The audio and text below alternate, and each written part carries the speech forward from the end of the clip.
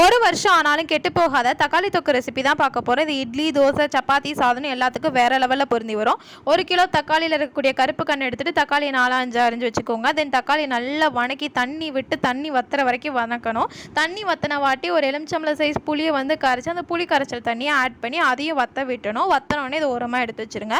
இன்னொரு பேன் எடுத்து ஒரு கடுகு வந்து 1 ஸ்பூனு, வெந்தயம் 1 ஸ்பூன் தனித்தனியாக போட்டு வறுத்து அதை பிடிச்சி வச்சுருங்க. தென் இன்னொரு பேன் எடுத்து தாராளமாக நல்லெண்ணெய் ஊற்றுங்க. எந்த அளவுக்கு நல்லெண்ணெய் ஊற்றுறீங்களோ அந்த அளவுக்கு ரொம்ப ஷெல்ஃப் லைஃப் வரும்.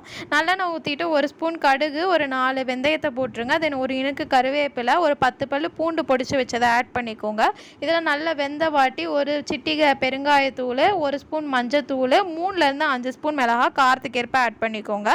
இது வந்த வாட்டி இந்த வணக்கி வச்சுருப்போம் பார்த்தீங்களா தக்காளி, அதை இதில் ஆட் பண்ணிவிட்டு தேவையான அளவுக்கு உப்பை ஆட் பண்ணிக்கோங்க. அதை நம்ம பொடிச்சு வச்சுருக்கிற கடுகு வெந்தயத்தையும் ஆட் பண்ணி எண்ணெய் பிரிகிற வரைக்கும் வேக விட்டு டடா தக்காளி தொக்கு